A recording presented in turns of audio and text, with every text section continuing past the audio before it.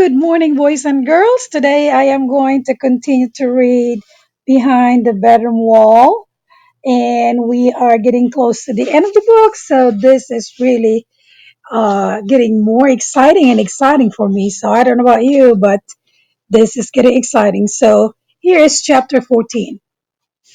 As soon as the sky turned dark, the Gestapo came.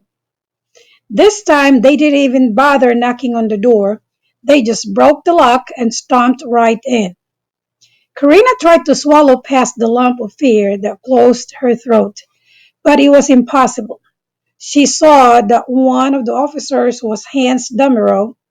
Oh, how she despised him for hitting her father. She couldn't believe she had ever looked up to him. This time there were four men. They started in the front room and destroyed it. They knocked holes in the walls and ripped open the sofas and pulled up floorboards. The only thing they didn't touch was the framed picture of Adolf Hitler hanging above the ruined couch. Turning on every light, they worked their way through the kitchen. Again, they destroyed everything. Karina's father had warned her and her mother not to say anything when the Gestapo was here. No matter what they did. And Karina could see her mother biting her lip until she drew blood. Karina could taste the metallic tang of fear in her own mouth. The Rims followed the officers upstairs. There was barely enough room for the three of them, with the four men tossing things about. They started in Karina's parents' bedroom. First the bed was ripped open, and the feathers danced merrily around the room, oblivious to the seriousness of the situation. Then their wardrobe was dismantled with an axe, as were the chair and her room's desk, which had been in the family for 3 generations. It was priceless. Now it was worthless. Karina watched everything as if she were watching a play. She felt involved, yet somehow removed. She felt angry, yet on the verge of hysterical laughter. This was not happening to her or to her family. How could it be? They were good, loyal Germans. They loved their fatherland, didn't they? They wanted Germany to prosper and succeed, didn't they? What more was needed? Only that they had to hate Jews, love their fourier, and obey the party at all costs. Not too much. Maybe she could convince her parents before it was too late, she thought frantically. She could convince Hans it had all been a mistake. Her parents weren't traitors. They were just ignorant. They didn't know better. She knew she could explain everything. Hans would understand. After all, he was her best friend's brother. Hans, she cried. Karina, silence, her father commanded. Her mother put a firm arm around her and said quietly, Hush, Liebling. It will be over soon. Hush. Karina could feel her mother's arm shake, and it flowed through her own body until she could feel her legs quiver with fear. What had she almost done? She had almost ruined everything. She had almost turned her parents in. Her legs trembled uncontrollably. Two officers were now in the bathroom. She heard the grating noise and then the sound of flowing water. As her mother led her into her bedroom behind Hans and one of the officers, she saw a flood of water flowing out of the bathroom. Their house would be ruined. Her bedroom received the same treatment as her parents' room had. Only the picture of Fourier above her desk remained untouched. They destroyed the wardrobe, but still the back of it stayed in place over the damning hole in the wall. Hans lifted the axe one last time. Stop, Herrim said. Hans turned to look at Karina's father. I thought you learned your lesson last time, he said viciously.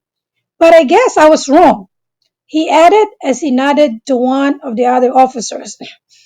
The other officer grabbed her rim from behind and pinned his arms behind his back.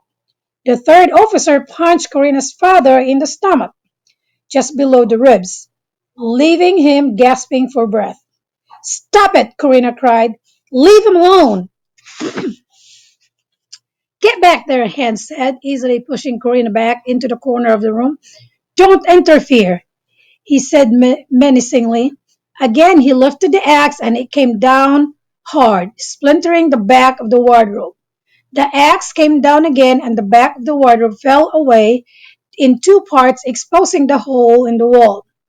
Lights quickly, Hans demanded, obviously in charge of this search. Another officer stepped forward with two flashlights, which they swung around the hidden room. Karina looked over at her father. He sat on the floor, breathing normally now. Her mother squatted next to him. Both of their faces were white and pinched with fear. Karina knew they expected to be arrested at any moment. She looked back at Hans, who was now partially in the hidden room. All she could see of him were his shiny leather boots and the gleaming pistol attached around his waist. She swallowed nervously. If her plan didn't work, she wondered if they would be shot on the spot. Hans poked his head back out. What is this room? He demanded. It's no use, said Karina's father, sighing wearily. He started to say more, but his daughter interrupted him. It's my room, Karina said, sounding more brazen than she felt. All the eyes turned to her. I use it as a kind of sacred clubhouse. Karina, what are you talking about? Her mother cried shrilly. She turned to her mother. I've never told you two about it because I thought you might not like how involved I am in the young model. You always say I have to spend more time on my homework, she said, hoping she sounded disdainful.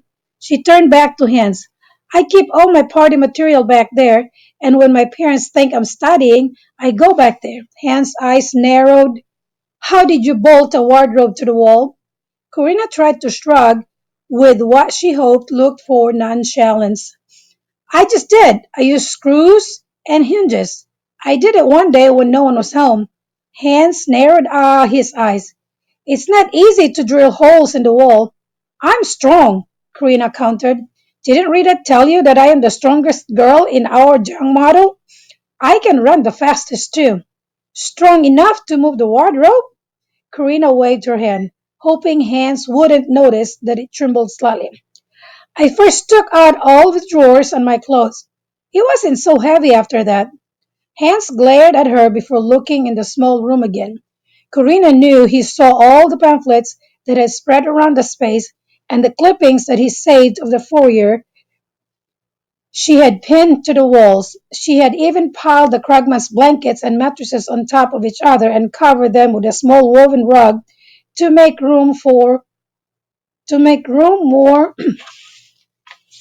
more appealing. She wanted to convince anyone who found it that it was a comfortable place to be. Only a very loyal German would create such a shrine to the National Socialist Party. This is a trick! Karina's heart jumped into her mouth. Why didn't Hans believe her? So this is what she did to the hiding room where the Krugmans, I don't know if you can see it close. Can you see it?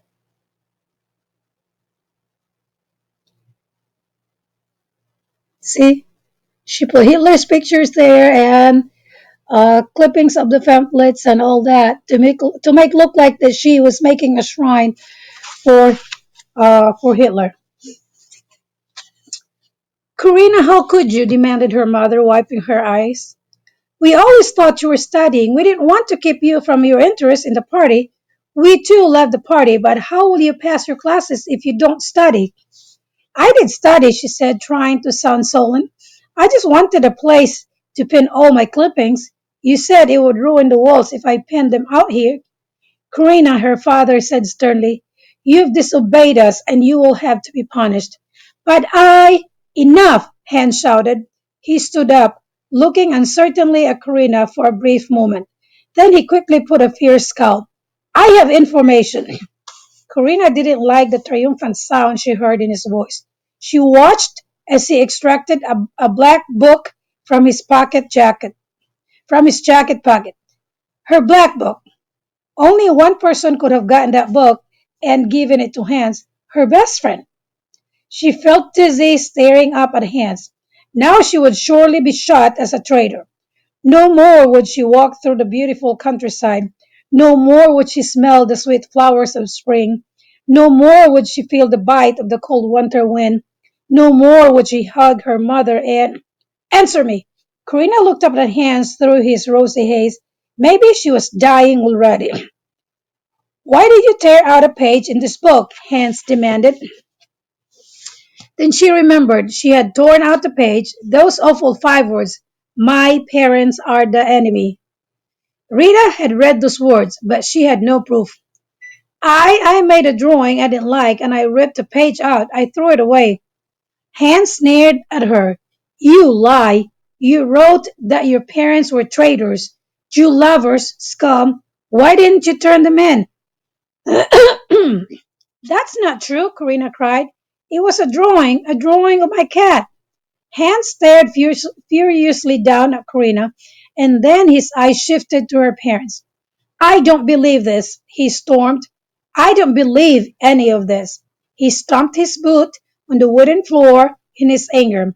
I will find the truth, and then you will be sent to prison. I'll make sure you never get out. He turned to his fellow officers. Come, he commanded, his voice taut with anger and suppressed violence. Just at the moment, Tad pranced out the room, and one of the officers nearly tripped over her. Hans glared at the tiny kitten. Before Karina realized what was about to happen, he aimed his shiny boot at the animal and viciously kicked out at Tad. The kitten jumped aside at the last second. Karina cried out. Images of her Hess came suddenly into her mind. She had stood and watched him get kicked and bitten, but this time she would stop the brutality. She tried to move, but it was too late. Hans kicked at the kitten a second time. This time his boot connected, leaving the animal lying on her side, unmoving. Hans waved the other officers out, and they preceded him through the bedroom door. Hans stopped and turned in the doorway to glare back at the Rims. I smell Jews, he said viciously. I smell their dirty, rotten stink. And when I find them, they'll lead me right back to you. That was so sad, and that was so bad of him to kick the cat like that. The cat has nothing to do with his problem. But that chapter ended very well, very good. They were safe. They were safe. They were not able to find the Krugmans. Remember, the Krugmans already left. And now let's find out what is going to happen in chapter 15. What's going to happen now to Karina's family. And we will find out if Hans will find any evidence that they were hiding Jews in their house. But for now, enjoy the rest of the day. Until next time, Mrs. Saunders signing off.